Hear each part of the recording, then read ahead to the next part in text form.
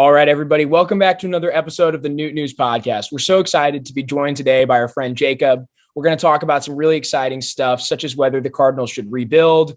But all of that's going to be pushed back a bit because we've got some interesting news coming out of the Cardinals today. During their 3-0 win over the Cubs, the Cardinals made two massive trades, in my opinion. The first one sent Jordan Hicks up to Toronto in exchange for two prospects, both starting pitching prospects. So that's really good for us. And then the other one packaged Montgomery and Stratton, sent them down to Texas in exchange for one reliever who's already pitched a couple seasons at the major league level, and then two more prospects, one middle infielder and one pitcher. I think that pitcher, Tekoa Roby, might be the most interesting name the Cardinals acquired today. So we're going to get in all of that, I guess, right now. Yeah, it was tough to see two of our three Jordans go in the span of like 10 minutes, but I think it was the right call. We saw rumors that Hicks might be trying to get extended at some point. I think that it was reported that he was offered a 3-year deal. I'm not sure how I feel about that. I need to see some more numbers before we can decide on that. But I guess Hicks is officially gone. I didn't really want him to stick around for too much longer. I wanted the possibility of a trade and then re-signing him in the offseason, get something back for him because we're not really going to need him down the stretch. I'm not that well versed in the prospects we got back, but it looks like people are really happy with the Montgomery Stratton trade as well. So I'm really happy to see and excited to see what those prospects do for us in the future. Yeah, I think I'd like to start us with the Hicks deal because you led with that. So Jordan Hicks obviously has been a revelation for the Cardinals. He's been the best piece in their bullpen this year. Without Jordan, the Cardinals would probably be a lot worse off. And we're going to see that down the stretch. Jojo Romero closed today for anyone that's wondering. So the state of the Cardinals bullpen isn't great right now. But again, this is a guy that a lot of Cardinals fans wanted to DFA, myself included. I'll be honest. I got to a point in May where I was very frustrated with Hicks. A lot of people, even on the radio, you had bigger names like BK and Ferrario saying that it was time to cut ties with Jordan Hicks. And this is a guy that you were able to get two legitimate pitching prospects back for. It looks like Kloffenstein, the less interesting of the two names, probably will be ready to pitch in 2024 for the Cardinals, could even compete for a rotation spot at some point. Yeah, it's very interesting to see what type of trajectory that Jordan Hicks had as a Cardinal. We tried him out as a starter. I think that was 2 years ago, and we all know how that went. But this year, he's had kind of an insane turnaround, especially in the second half. Like he was going crazy with those saves. I think he had 7 in a row at one point. So, it does suck to see him go, but we did get some good value in return. So with the two trades today, we got guys who are going to slot in at number 4 in our system, number 7, number 8, and 23. So I think we have some good guys that we can maybe count on in the future. Yeah, I agree completely. I think, like you said, Jordan Hicks, not really important for this team. It's not a team that's competing for the postseason, sadly. And so you don't we don't need a lockdown closer in the 9th inning. And I think getting pitching back, Mo said in an interview, like the focus is pitching. And he followed through on that, which I appreciate. We desperately need pitching and we made some moves to get it. And I really appreciate seeing that and recognizing that we made a mistake by not maybe getting as much pitching last offseason. And so capitalizing here on some guys that, are free agents at the end of the year. And we just don't need to be winning right now. Absolutely. I think the only thing left on most wish lists is to see Flaherty traded by the end of the deadline here, because, you got to capitalize on these rentals. I love what Jacob said there. If you have a guy that's a rental, there's absolutely no reason, especially if you're not going to re-sign him or you're not going to extend him. For example, Montgomery's a Boris client. He's not going to take an extension right now. And so you have to unload those guys. And I'm really glad Mo was able to follow through and to do so with, honestly, a very good return. I don't think a lot of Cardinals fans are disappointed in the return today. Sure, it might not look like the Giolito return. The Angels definitely overpaid for him, dealing a guy who pretty much everyone agrees is a top 100 prospect in the sport. But, that wasn't an area of need for the Cardinals anyway. He's a catcher. And so we see the Cardinals get back really interesting pitching. Yeah, you mentioned the Giolito deal. One of the things that I was saying is if you trade pitchers to the Angels right now, they're going to overpay for them. So I think Flaherty might be another fit over there. I don't really like Tyler Anderson slotting in even as their 6th starter. He's been pretty dreadful. He had a good start today, though, which is good. But yeah, I think the Angels are one team that you should look at to maybe overpay for some of those guys. They got Giolito, but their rotation could definitely use some help. Yeah. Well, I mean, maybe they're a good logical trade partner for Flaherty. And honestly, the other thing is it's probably the right thing to do for these guys. Jordan Hicks isn't going to get a chance to pitch in October here. We all know that. But, in Toronto, he's going to get a chance to close for a postseason team. That's exciting. I'm really glad that Montgomery will get to see some postseason action because didn't really get to see much last year. So. Yeah, I think also it could be really interesting to package Flaherty with like maybe Burleson or Edman or something like that. I think could be really interesting just to like try and like for teams that are not necessarily like are just looking for hitting in general, and also to like boost the possible return we get back for Flaherty. I think could be really interesting because I know like especially if O'Neill can stay healthy. Like personally, I like seeing the starting outfield be like O'Neill, maybe Dumpar, and then Walker, and then Carlson is like a backup for that. So I don't know really where Burleson fits in there. Maybe he displaces Carlson, one of them gets traded. But that, and also we have now, especially with another middle infield prospect, we've got a wealth of middle infielders. And I don't like, with how Tommy Edman is hitting, I don't necessarily know if we still need him. Obviously, he still plays great defense, but, when you have Mason Wynn coming, you've got Brendan Donovan, Nolan Gorman, like, you still have Paul DeJong on the team. He might get traded though. Like there's a lot of options you have there, and I don't know where Edman and Burleson kind of fit into the team as it moving forward. Yeah, that's absolutely an angle I haven't heard talked about enough with the Montgomery trade. I think that you could be restocking to see a Tommy Edman deal. Now, the Cardinals have labeled him untouchable. I wonder if that's to draw people in, or I wonder if they're actually saying we're not going to trade Tommy Edman. But I think you're right. I think we do need to ship someone out of this middle infield at some point. I don't think it's going to be Gorman. I think when someone shows 40 homer power at second base, you can't trade that guy, especially not at this age. I think if the Cardinals hang on to Gorman and he has another good year, his value's infinitely higher next year too. They're saying Gorman couldn't bring you back an ace on his own right now. I think if he actually does hit 40 home runs, like we've been talking about, he's on 39 home run pace this year. If he played all 162, you could be talking about a guy who does that next year and has a lot more value. So yeah, I think this could pave the way for the Cardinals to move somebody in the middle infield. I think DeJong is also going to be headed out the door regardless. He has more value than people realize. If you go look at DeJong's numbers, he's been decent this year, and that's all you're asking out of a guy who's cost controlled, has two options. So I'm really hoping to see the Cardinals steal him as well.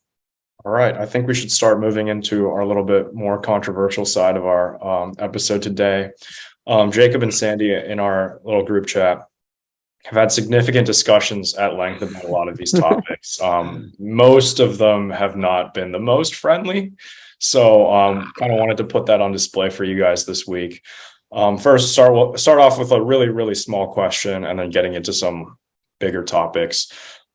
This past week, we saw the Cardinals and Cubs playing game one, and it got off to a really rough start immediately. Ian Happ is up with 2 outs, swings and misses at a pitch, and clocks Wilson Contreras in the face with his backswing. And Contreras starts bleeding. He has to get some stitches and leaves the game with potential like concussion or injuries. So immediately after that, Miles Mikolas goes up and in, buzzes the tower on Ian Happ, and then hits him with the next pitch. So do you guys think that Ian Happ was in the right? He did hug Contreras afterwards. It was just an accident, and Mikolas should not have hit him, and that Mikolas should have been ejected from the game? Or do you think there was maybe some malice between Ian Happ and his former teammate, and that Miles Mikolas should have stayed in to pitch and finish the game?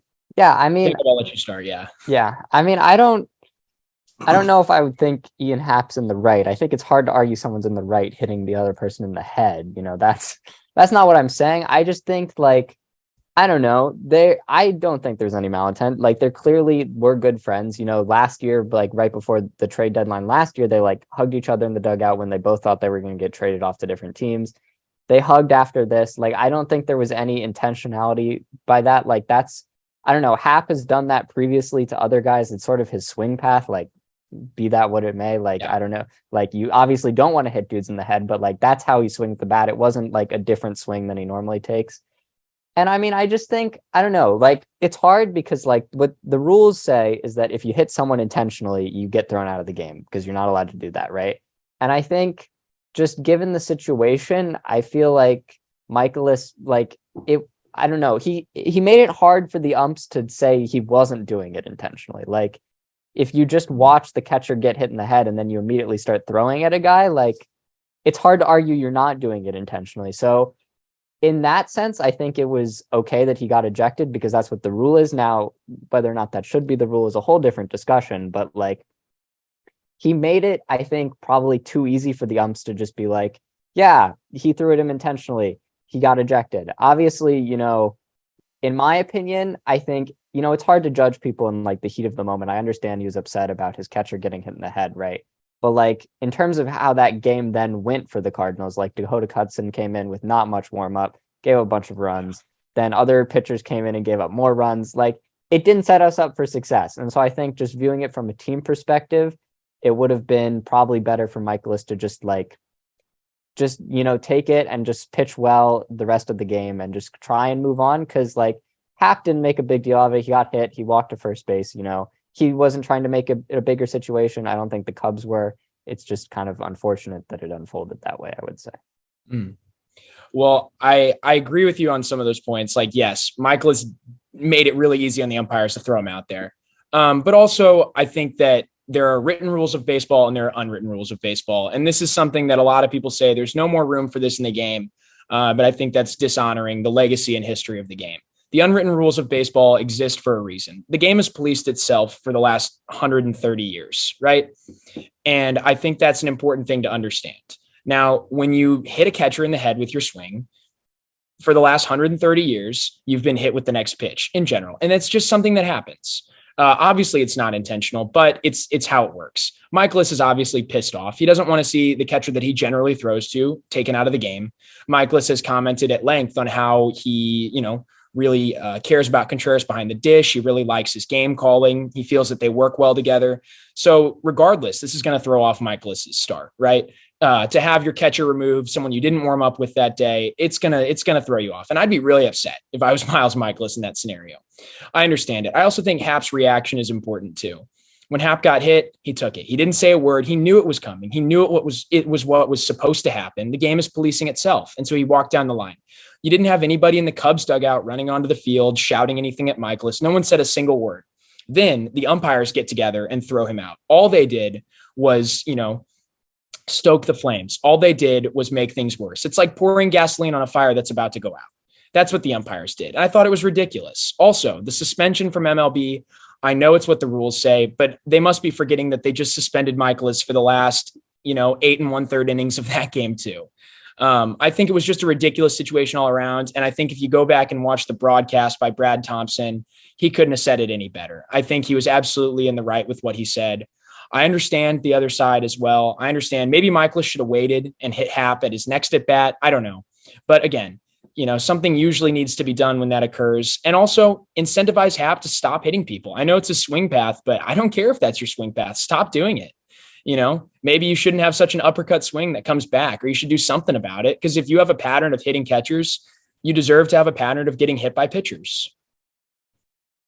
Yeah, I think it's important to note as well that there was no protesting from the Cubs dugout at all after Happ got hit. Like they knew it was coming. They knew that Mikolas was probably going to throw something at him. And that's something that Chip and Brad noted as well, was that there was just nothing coming from the Cubs dugout to warrant that, that ejection. So I think you're right.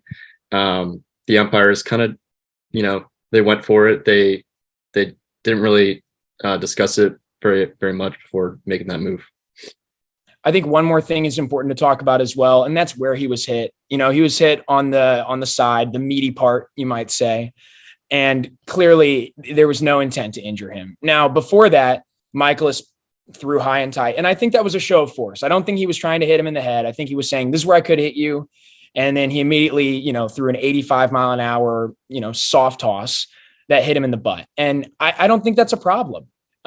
He put him on base. And also the last thing, getting hit by a pitch, there's a reason you get your base, right? So, he already got his punishment. Mikolas's punishment was allowing a base runner. And I think that was suitable for what happened. All right. Now, as we get into more of the long-term topics that we have to discuss, yes, things could get a little rough here. But the first question I have for you guys is, we talked about the trade deadline. Montgomery, Hicks, Stratton, they're all gone. DeJong and Flaherty are probably next. But after that, do you think anyone else should be traded? Perhaps anyone a little bit bigger, under a little bit more control? I'll start with you, Jacob, because I know you have a lot to say. Yeah, I mean, I sort of talked about this at length the last time I was here, but yeah, I am of the camp that we should trade Paul Goldschmidt. It's a little bit, I think there's a lot more nuance to it now after what happened today, because it's sort of hard to know. It depends a lot, I think, on how actually major league ready these pitchers we've just acquired are for next year. Because I think part of my concern now is like we got a lot of pitchers. Most of them are currently in AA. I think we announced that like 2 of them are going straight to Memphis though, so they'll be in AAA. And I know Sandy talked at the beginning about how some of them are expected to compete for spots in the rotation, but I still think it's hard to look at the team right now and think, oh, we're going to be very competitive for next year, pending some offseason decisions. I know there's still the offseason, there's still free agency. There's a lot of, like we could bring in like 2 pitchers and then, that the team looks a lot better. But I think it's hard to look at it right now where your rotation for next year is looking like Mikolas, probably Liberatore's in there, Matz is in there. Like Matz is my guy now. Matz is cooking. He has been good his last few starts. Really good. Maybe like, I know they were trying to make Zach Thompson a starter. I don't know why we did that. Like Palante has started in the past. And then other than that, you're looking at a lot of like rookies. And I'm all for giving up guys the opportunity. I think that's important, but I don't think we should hedge our entire next season on rookie debuts by pitchers.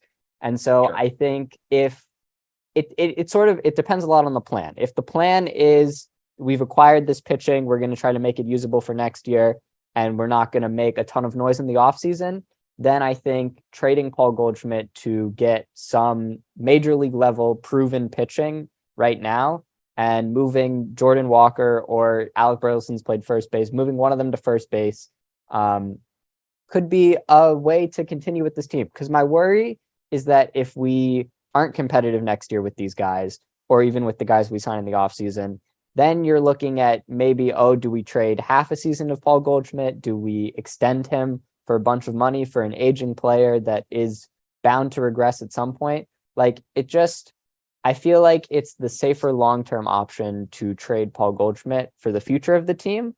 Now, obviously, I recognize that trading him puts in jeopardy next season, more. Like he's a consistent hitter right now. Not as good as last season, but he was the MVP last season, so it's hard to match that. But like, obviously, people will be a lot more confident about this team next year with Paul Goldschmidt on it rather than not. But I think that there's room to like take this 1.5 year period to develop these players and then be really good the year after, rather than like trying to half compete next year and then trying to half compete again the following year. I'm glad, first off, that you're not talking about a full rebuild, because the idea of going into a full rebuild, I think with the Cardinals right now would be absolutely ridiculous. Now, again, one more thing I want to refute before I go into my full defense of why the Cardinals should hang on to Paul Goldschmidt.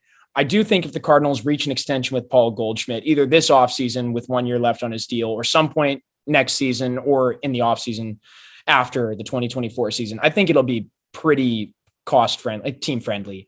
I can't see Paul Goldschmidt trying to extract every dollar out of the Cardinals. I know that some people have, talked to him and he said that he doesn't want to leave St. Louis necessarily. His family's pretty plugged in here. He's a pretty old player, he's got kids that are a little older. I don't think he's eager to move. So I think the Cardinals could get Paul Goldschmidt on a pretty team-friendly extension at that point. Yes, right now he's getting paid a lot. But again, Paul Goldschmidt's worth every penny. He's the best bat on this team this year. Might not even have the best numbers. He and Arenado are really close. But again, Goldschmidt's been the most consistent. He's been good all year long. And he won MVP last year. I just think moving Paul Goldschmidt does not move you towards contention. I think without Paul Goldschmidt, this offense is a lot worse. And he's someone you can bank on right now. Also, if you're the Diamondbacks, yes, Paul Goldschmidt was younger at that point, but they got back quite a haul in terms of, who they got back at the time, right? Carson Kelly was seen as maybe the game's top catching prospect at that point in time. Luke Weaver was an up-and-coming young pitcher who'd had some really good moments, at least with the Cardinals, had a great rookie season, an okay sophomore season. Where's Luke Weaver now? He's not in Arizona, and Carson Kelly is awful. There's no other way to say it. Like Andy Young, the third guy, never even made the bigs. I think when you trade established talent like Paul Goldschmidt or Nolan Arenado is another example, right? Colorado, what they got back was two pitchers who never made it out of Double-A, Austin Gomber, who has like a career 7.2 ERA with the Rockies, and Eleuteris Montero, who is okay. Like, he's fun to watch. But again, Montero doesn't hold a candle to anything that Nolan Arenado has produced in a Cardinals uniform. I think it's really hard to trade that kind of established talent without getting back real established talent. And I just don't think Goldschmidt was going to bring that in. He's old enough to the point where I don't think anybody was going to give up a young, controllable ace. For Goldschmidt, you were probably going to get high ceiling guys low in the minors, right? You're talking about getting guys back who are maybe in single A or double A if you're going to get pitching back for Goldschmidt. Now, maybe they're really interesting pitchers who are high up in their organizational prospect rankings. But again, I don't see anybody giving back actual established starting talent for Paul Goldschmidt. And so that's why I'm not super interested in it. Also, the trade partners that I sort of lined up myself when I was thinking about hypothetical Goldschmidt trades, none of them are the most interesting to me. Seattle has some arms, but I don't think Gilbert was going to come over for Goldschmidt. I don't think Seattle's going to do that. I don't think the Angels would trade Sandoval for Goldschmidt. And again, I'm not sure that even works out for the Cardinals. I don't think Sandoval is that fantastic. So I just don't think the fits were there. And the last thing is, I think trading Paul Goldschmidt, I think you're giving away a lot more than just baseball talent. You're giving away somebody who's probably going to go to the Hall of Fame. He just passed 60 WAR this year. And I think he's going to go to the Hall of Fame in a Cardinals cap. I think that's something that the Cardinals need to consider. The off the field consequences of trading Paul Goldschmidt would be massive. You'd probably have a fan revolt. He's a fan favorite. And there's a reason, he's an all-star almost every year. He just won the MVP. Paul Goldschmidt is an, Hall of Fame person too. He does a lot of charity work in the St. Louis area. People love him. He never has drama off the field. He's just, a model player and a model person. And I don't think that's someone you want to alienate from the organization. I don't think that's someone you don't want coming around later on.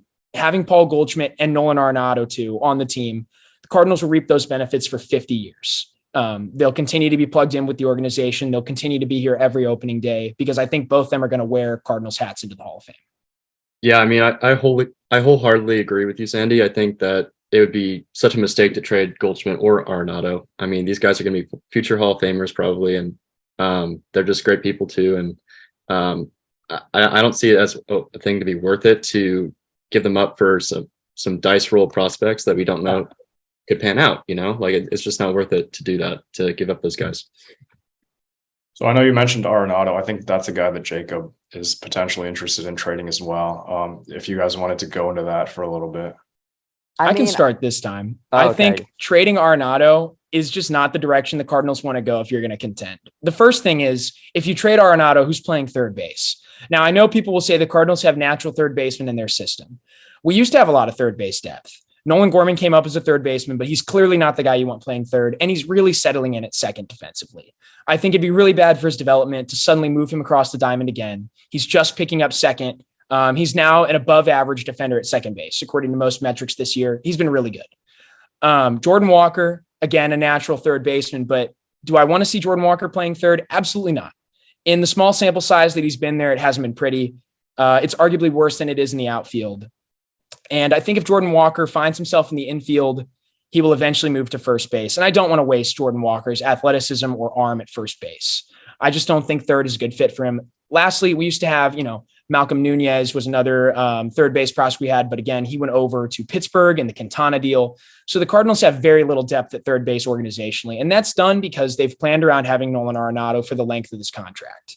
So I think if you suddenly change course, it hurts you right now. I also think Nolan Arenado is going to be a very good hitter for the next 3 or 4 seasons at least.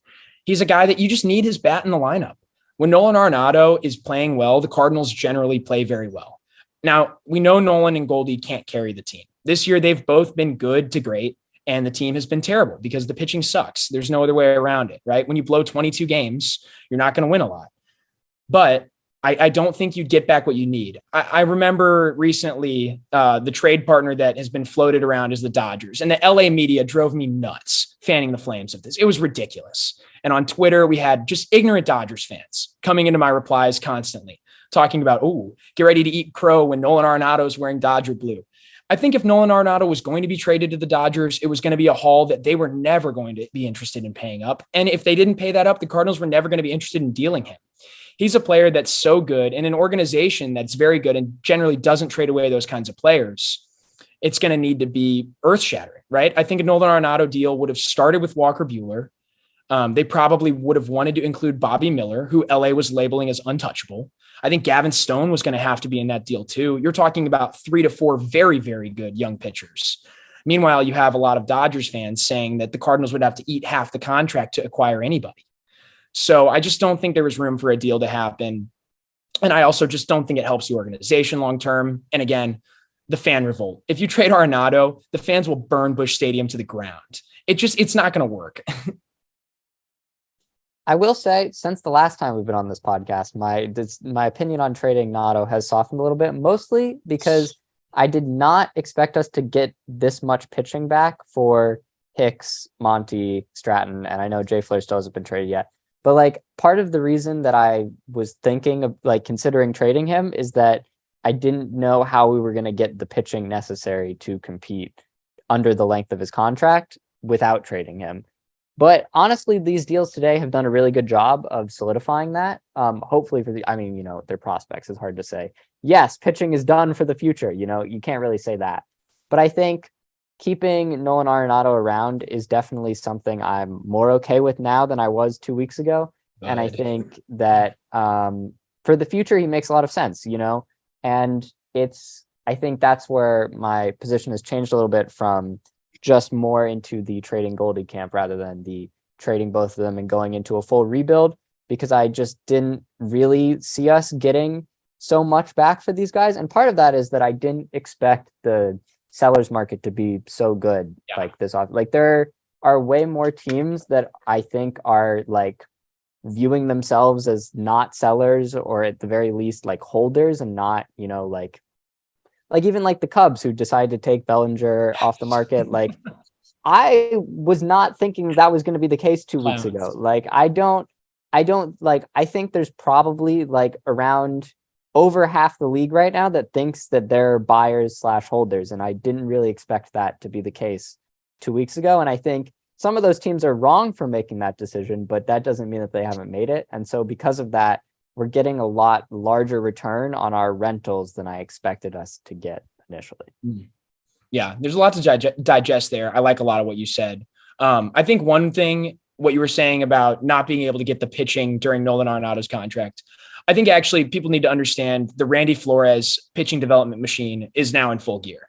I think it's going to be really good down the line. The Cardinals have a lot of organizational depth at the low minors in terms of pitching.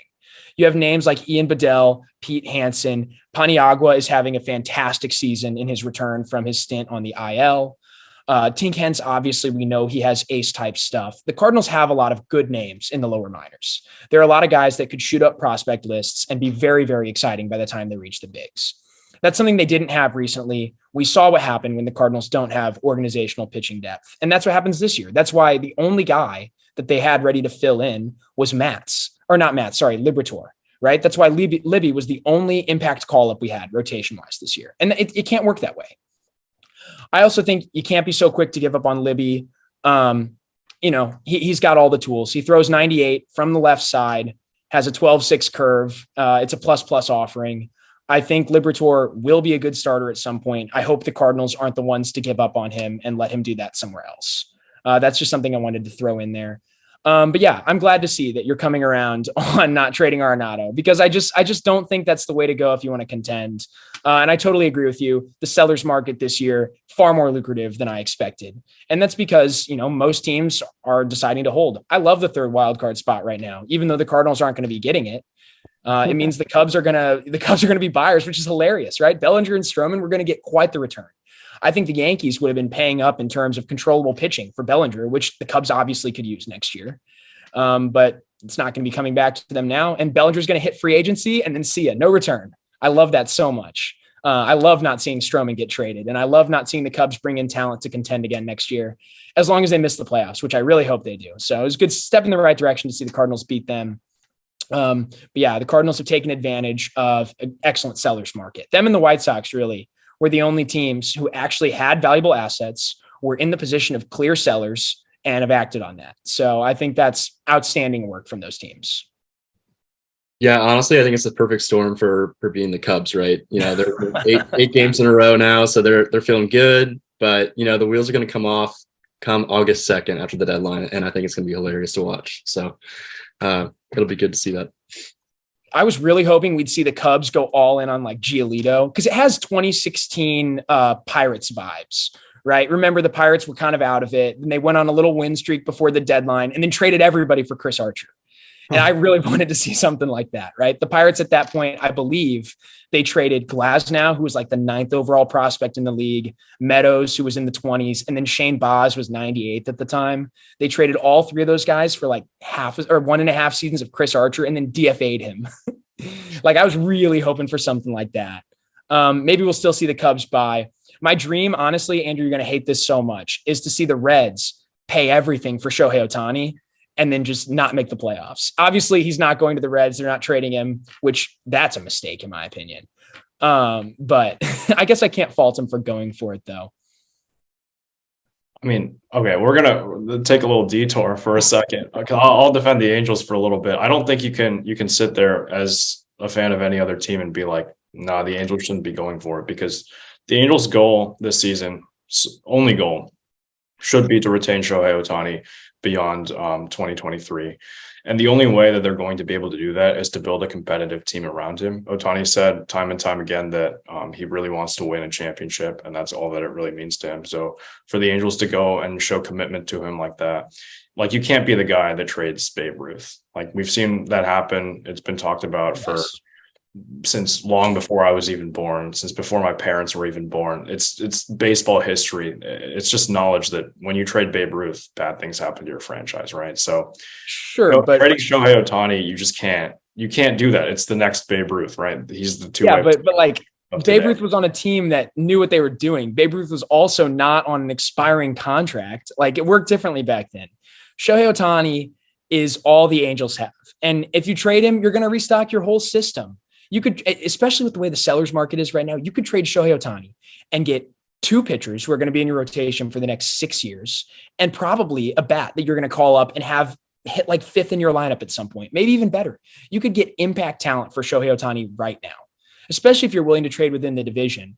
I know Texas isn't a buyer anymore at this point. They probably, but you probably could have gotten like Josh Jung. You probably could have gotten Evan White. You could have gotten some big names from people if you're willing to deal within a division or even, within the league.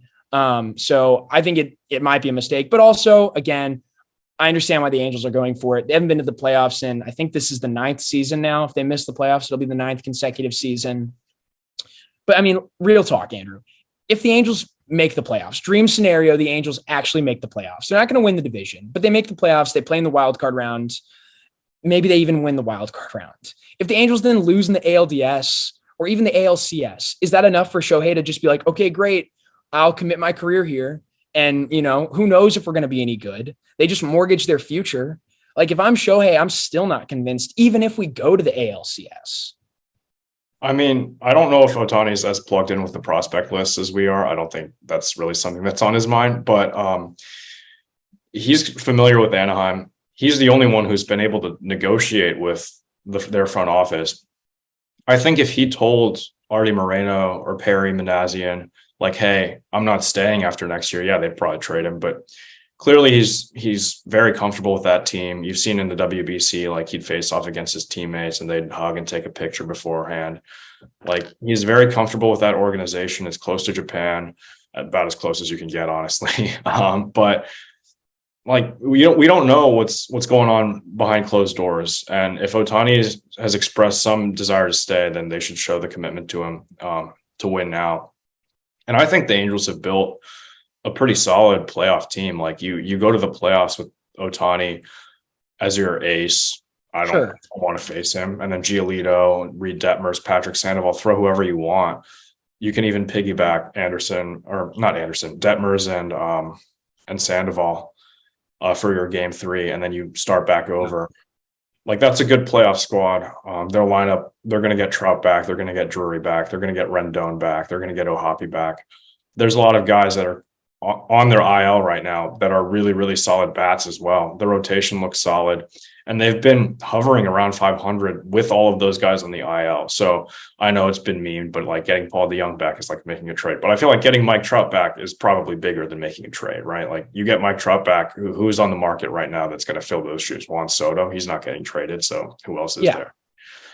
So I think the Angels, I mean, you have to take a gamble. If you sell Ohtani right now, then you're giving up on the season.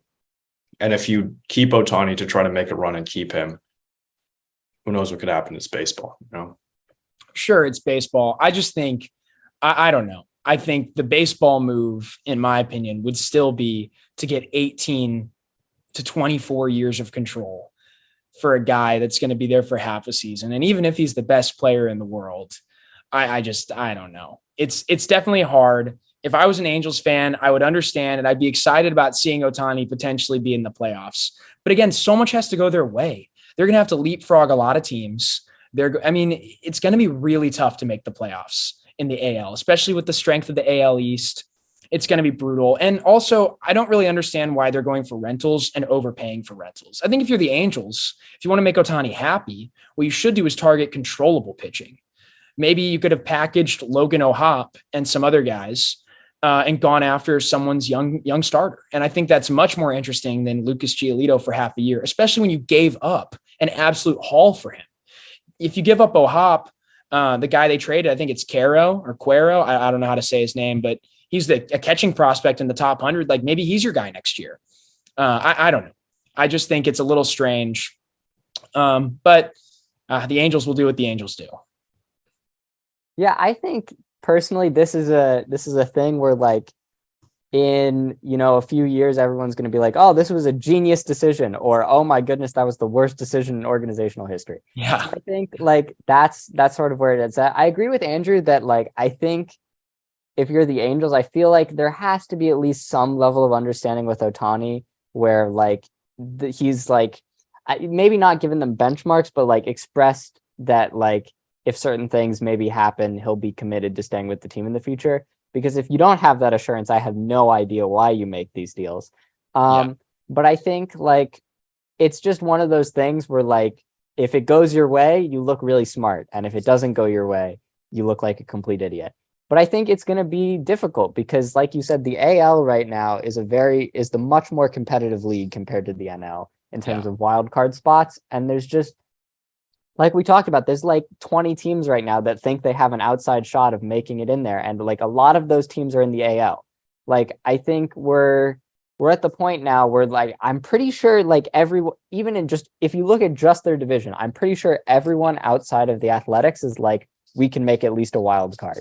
Like, I think that's the mindset. And the entire AL East is completely just like, we have a shot at postseason. So already you're looking at 9 teams there competing for these spots. Like you're just not, I don't know. It's going to be really difficult. I want them to make it because I think it'd be cool to see Ohtani in the playoffs. Absolutely. But I just don't know. Like, I think it's going to be one of those things where if like we get into the off season and like week 2, it's like Ohtani is now a free agent and leaving the Angels. It's like, what did we do here, guys? Why were we doing that? So, I think I'm hoping for the sake of Andrew's mental, like I'm hoping that the Angels have at least talked with Ohtani a little bit and have some understanding of, okay, if we make this playoff push, if we make a run to like the ALCS or whatever, you'll at least give us a strong consideration for staying.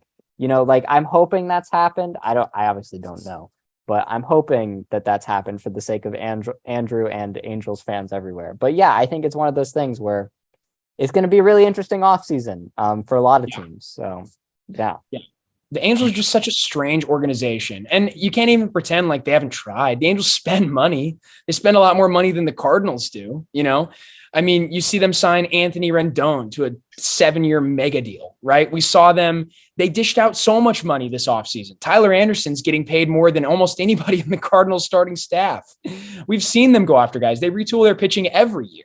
Right? I mean, going all the way back to signing Matt Harvey and Dylan Bundy.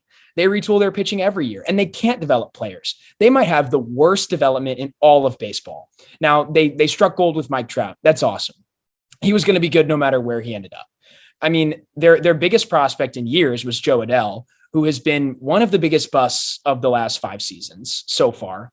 Obviously, he wouldn't be the first guy to figure it out at 24 or 25, but he hasn't been what they need him to be yet. They finally have something in their farm system, right? The Angels are perennially, constantly even missing prospects. They almost never rank in the top 25 of MLB's farm systems. We finally see them have, 2 to 3 guys in the top 100, and they deal those right away for a rental Lucas Giolito. Like, it's just a weird organization. I don't know. If I'm Ohtani, like, obviously I can't see into his head, but I would just be like, come on, guys, this is ridiculous. And they just, again and again, they prove incompetence. That's the biggest thing to me. And I just think, like Jacob said, this could be something where in 6 months, even, we're like, wow, that was really stupid. So I'm going to be along for the ride, I guess. That's all. I'm glad it's not the Cardinals' decision to make. I'll tell you that. I mean, maybe it will be. I've got an article coming up that I'm writing about that. We'll talk about that a little bit later before all these trades go down. Wait, I have the best idea ever. Ready for this? Yeah. The Angels go to Ohtani and they say, you know what? We're going to give you a 1-year extension, $80 million, okay, to be our DH, our ace, and our general manager for 1 year. And they let him do whatever he wants this offseason. Then he would stay and you could get him on a short-term deal. And then he would have to be happy because he'd be the one making the decisions. Can he sign himself to a $1 billion extension or whatever? No, I think he would actually cut himself so he could go anywhere. Man, I just wish we could ignore geography for a second and move the Twins to the AL West and move the Angels to the AL Central. That would make things a lot better. But, here we are. Anyway, we should reel it back in and talk about Cardinals baseball. Last thing I wanted to hit is Mozeliak and Marmol. I know we have some conflicting viewpoints here about whether or not those two have done a good job, whether or not those two should be kept for the long haul. I'll just open it up. What do we feel about those two guys? Well, I think everyone who can even thinks about this issue with Mo and Marmol, you have to fall into one of two camps, right? Everyone agrees the team sucks. There are two camps on why the team sucks. Either it's roster construction or it's player performance. I'm of the opinion that it's player performance. Now, there are problems with roster construction, right? The Cardinals did not have enough starters going into this year. That's on Mo. There should have been another pitcher. Woodford and Waino together, if you just package their performance and into one guy, they're probably one of the 5 worst starting pitchers in all of baseball this year. Waino's been a little better as of late. I'm excited to watch him down the stretch. It's one of the only things that's going to be any fun for the next 2 months, watching him hopefully get 2 more wins. But besides that, I really do think it's player performance. And player performance, obviously that's going to include injuries as well. Like, it sucks that every member of the Cardinals outfield has been hurt for an extended period of time at some point this year. It sucks that Brendan Donovan can't play the field anymore. It sucks that Contreras was hurt for a little bit, has had all these problems. It sucks that Edmonds hurt now. The Cardinals have been put through the ringer in terms of injuries, and then player performance is just awful. It's awful because the bullpen has blown 22 games, yet the bullpen's overall stats are not that bad. It's just blown save after blown save. And then you look up and somehow they're top 10 in ERA. Like where the hell is this coming from? It really sucks to see a guy like Steven Matz be so terrible for the first half and then be so good for the second half so far that his numbers look decent. Steven Matz is a 4.01 ERA, but the media doesn't want you to know that. Okay. Like, it just doesn't make any sense to me. And so I think a lot of it is on the players. I think it's on the players who can't hit with runners in scoring position. I think it's on the players who somehow are a preposterous 9-23 in 1-run games. That's absurd. That's terrible. The worst mark in baseball. And there's just, I don't know. So I think the roster is a little bit to blame, but it's mostly on the players. And that's why I don't think Mo should lose his job. Also, Mo cooked today. I'm not going to doubt that. Like, I think Mo was fantastic today. Yeah, I mean, I honestly, my opinion has changed a little bit. I know I was tweeting daily for, I think, like 35 days that both of them should be fired. And I have today decided to put those tweets on pause pending the offseason, because I think it depends a lot on what we do in this offseason. You know, I think obviously we got a great return today and that's good to see, but I still think we need some major league ready players that have proven themselves to add to particularly the rotation and the bullpen. Like, the bullpen still is just it's a complete mess, and I don't know what that's exactly going to look like, but I think this offseason is a very big one in terms of just Mo keeping his job and also just the organization in general.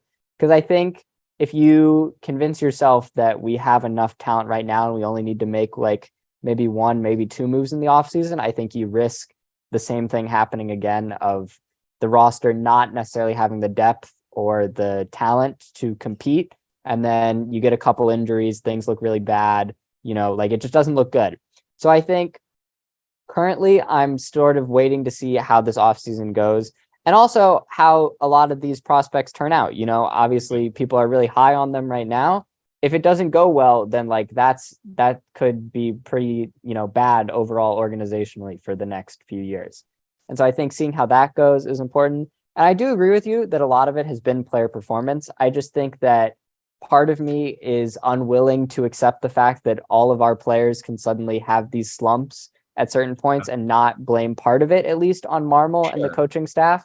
Like, I think obviously people aren't having great years and that happens. And, that's just baseball. But I think some of that underperformance has to be how Marmol is, using guys in the bullpen, how he's setting up the lineup every day and stuff like that. And just the coaching in general, I think some of the blame lies there.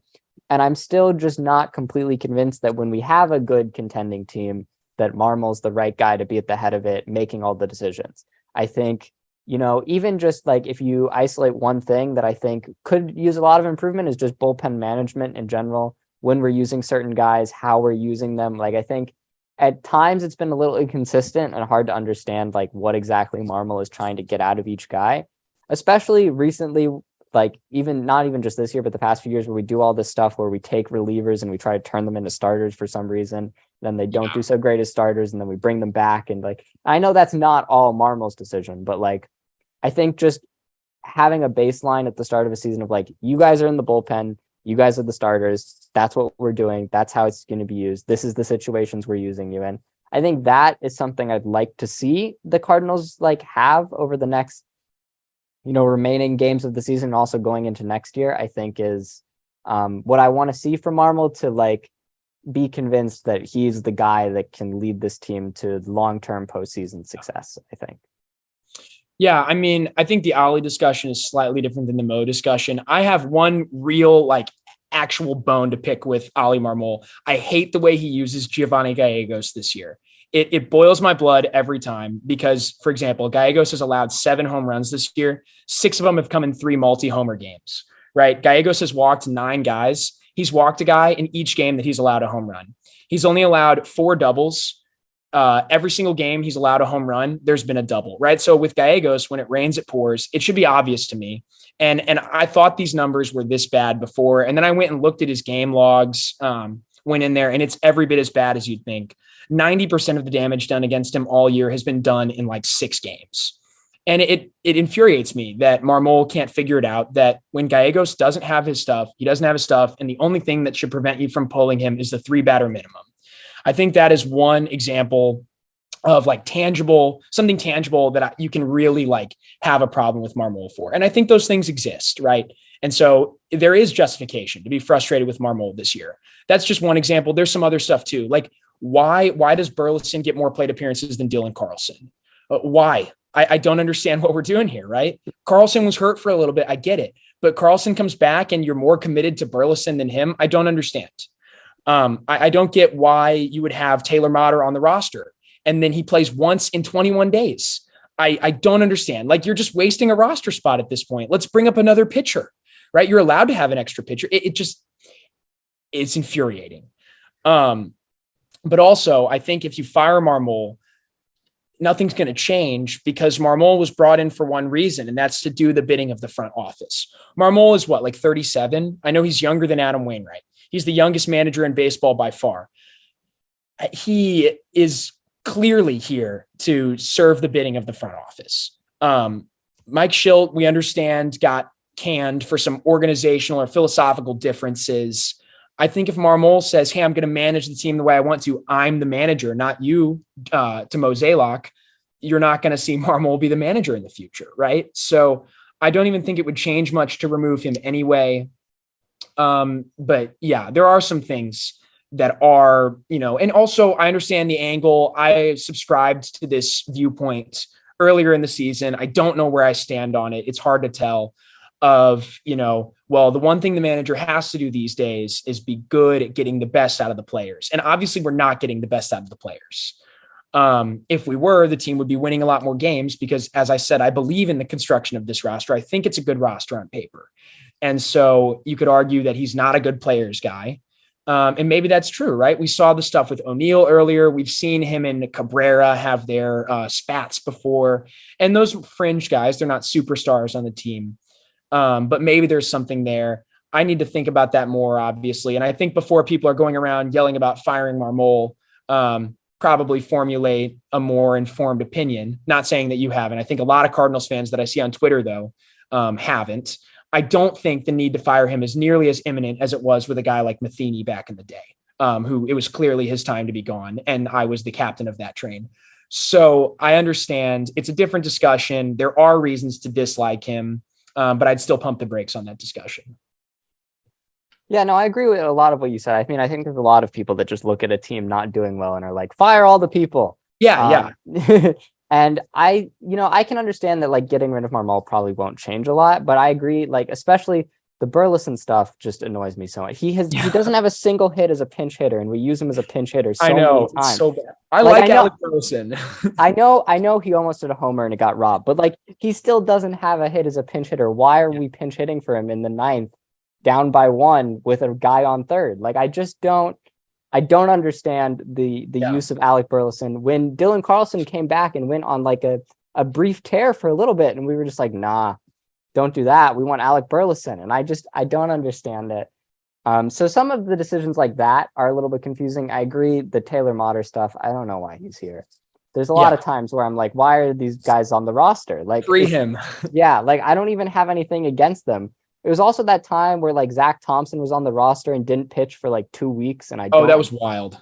I don't know why. Like if we sent him down to AAA to develop and like work on being a starter and stuff, why then call him up, not use him for a week and a half, and then use him as a reliever anyway? Yes. Like I don't understand what we're doing there. And so I think some of those decisions, just like, I'm hoping that we can put all the bad decisions in one season, just a horrible season.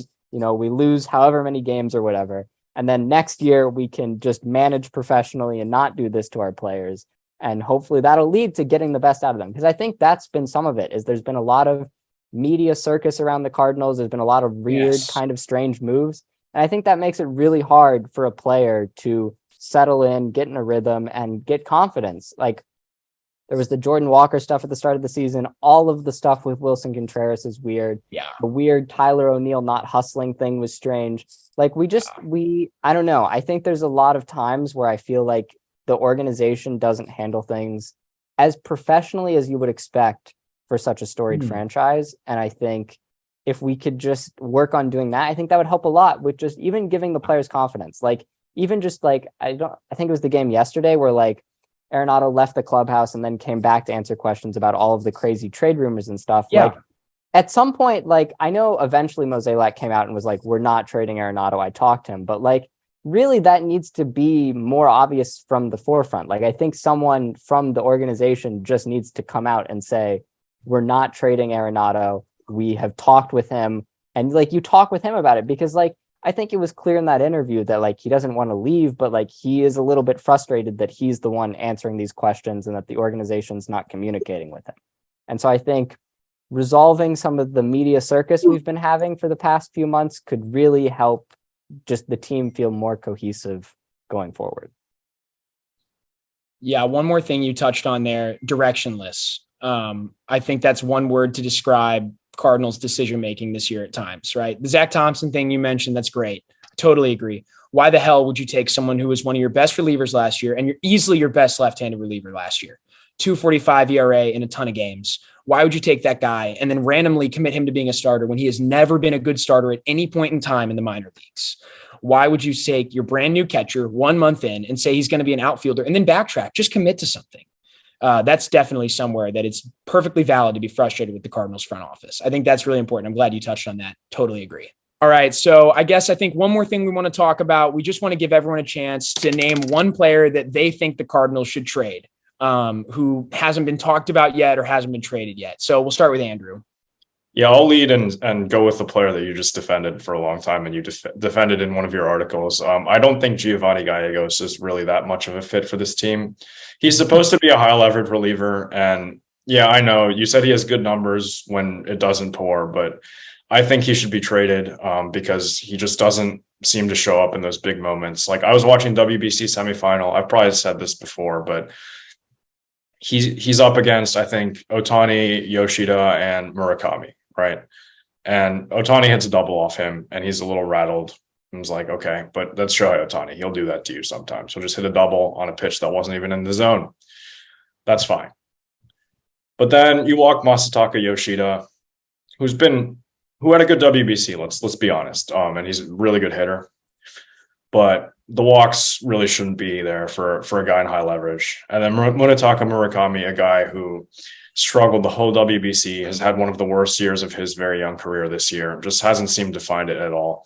Clubs would go ahead, walk off 2-run double off him. And I feel like that is the epitome of what Giovanni Gallegos does. I know that I just talked about one inning, but that was in a high leverage game to get to the championship round. And yeah, you let Ohtani on, but I feel like he should have still closed out the Japanese hitters, regardless of what happened in that first at bat. Ohtani was the tying run. And I think Gallegos, if you want him to be a high leverage reliever to stick around long term, and that's the plan for him moving forward, it's just not going to work, right? You have the 3-batter minimum, right? So if he gives up a home run to the first batter, then what are you going to do? You can't pull him. He might give up a home run to the second or third batter. So there's rules in place to prevent us from pulling him that early. And I feel like he's just not a great fit for this team. Well, I think it's important to understand that relievers are volatile. Okay. I think most people know this. You follow baseball long enough, you realize that you could have a reliever who's nails one year and then is awful the next year. Kevin Segrist is a fantastic example of this. Kevin Segrist appeared in like 82 games back in 2015. He pitched in over half of the Cardinals games that year. He was one of the best relievers in the league, had an ERA under 3, just threw a ton of innings. And then 2 years later was out of baseball, right? Relievers are strange. Luis Garcia comes over to the Cardinals, is awesome. Where is he now? TJ McFarland comes over to the Cardinals. Amazing. Where is he now? Greg Holland is an all-star. Then he comes to the Cardinals and is awful. Giovanni Gallegos is someone who so far in his career has proven to be invincible with this volatility, right? He's not vulnerable to this volatility. Giovanni Gallegos every single year has been elite or at least above average, significantly above average. I can read off some of his numbers in, 6 years with the Cardinals. Okay. He's got a 2.97 ERA and almost 300 innings of work. In that time, he's got a 138 ERA plus. His FIP is right at 3, so he's not getting lucky. He's got a whip of 0.92. His walks per 9, 2.2. And this year, that's down to 1.9. He's only walked somewhere around 9 guys this whole season in 43 innings. Giovanni Gallegos doesn't issue free passes. He's one of the few guys that does that for us. He's continuing to strike out guys in an elite rate, 9 per 9. Last year and the year before, this is actually the lowest total of his career. He'd never had a number under 10.6 strikeouts per 9 until now. His ERA by season since joining the Cardinals is also really impressive. 0 in limited time in 2018, 2.31 in 2019, 3.6 in 2020, 3.02, 3.05, 3.75. Giovanni Gallegos is an asset to this team. He signed a team-friendly extension recently as well. He's not getting paid a ton of money. I think that's someone, if you can pencil in somewhere between 60 to 70 quality innings every year with basically a guarantee that that guy is going to be good, he's going to be a valuable piece of your bullpen. Sure, he's not going to be your primary closer. That's okay. We're not paying Gallegos like a closer. I think that's a guy you can't let go of. And the return's never going to be as good as what he is. Also, we literally got him for free because we traded Luke Voit, and then Luke Voit was off the Yankees very quickly after that. Yes, he had the great 2020, whatever. Fake season anyway. Gallegos is an asset to this team, and he's someone that I think if the Cardinals let him go, colossal mistake. I would say that I talked a lot about Burleson not being a great pinch hitter. And personally, it's not even like I don't love him as a player, but also it's more that I don't know where he fits in the roster. Because personally, I would rather be giving Dylan Carlson playing time over him right now. And I think when you have O'Neill healthy, Newt healthy, if we're going to keep Walker in the outfield, then I don't really know where Burleson is falling in that lineup. Obviously, I know there's room for, like, he's played first base in the past. Maybe he can DH and stuff like that. But I don't think I really see a future for him on the team, especially given the fact that, like, even if you look even more long term, like, I think the Cardinals just drafted a bunch of outfielders in the most recent draft. Yeah. Like, I just don't think he's got a very long term future within the organization. And so I think he's someone that I would like to see moved on. I don't know what you're going to get for him necessarily. He'd probably have to be packaged maybe with Jack Flaherty or Tommy Edman or someone else. But I think he's one that I would like to see moved on before the end of this deadline. Yeah, I can understand that. I know Burleson's apparently been drawing some interest, so I think that is a piece I think the Cardinals could be moving on from very soon. Gravy, I think you're next.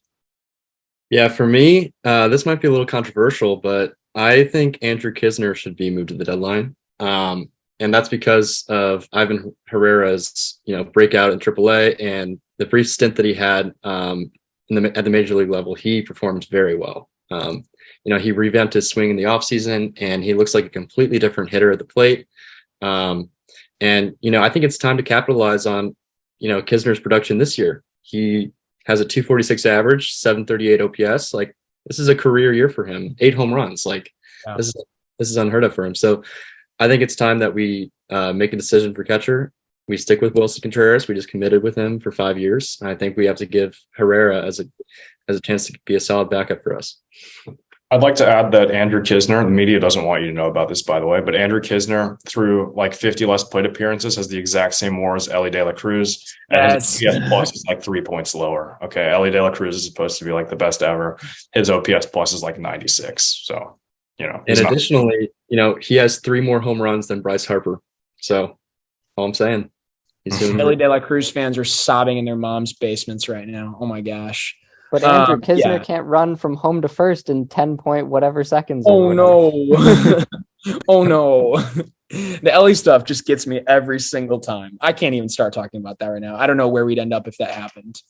I kind of agree with you. I think moving Knizner on would just be good for him.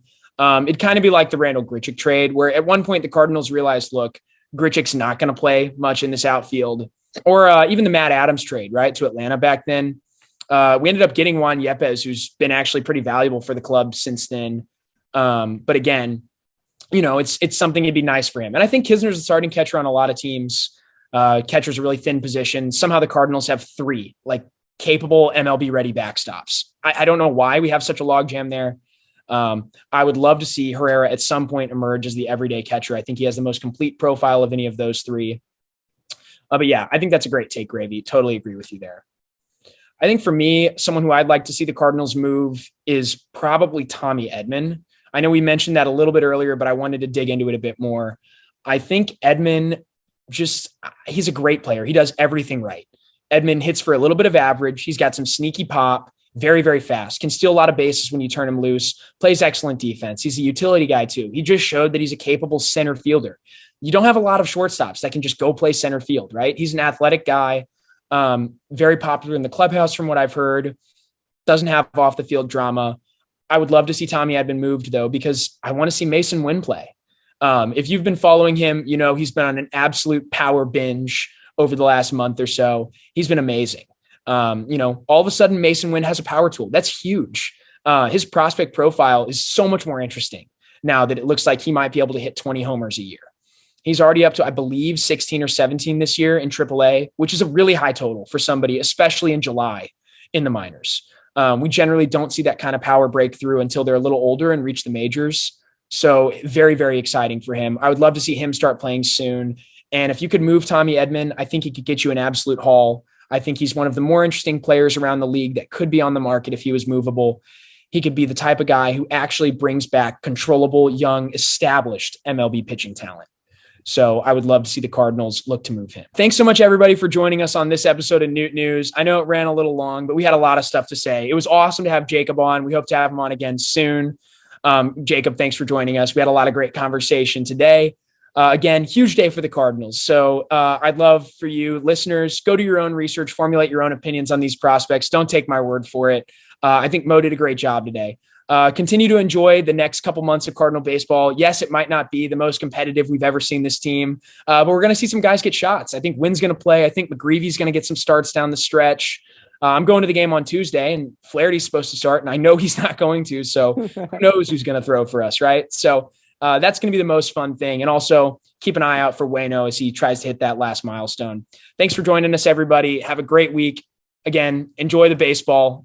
It goes away, and then the offseason sucks whether you made the playoffs or not. So we'll see you guys.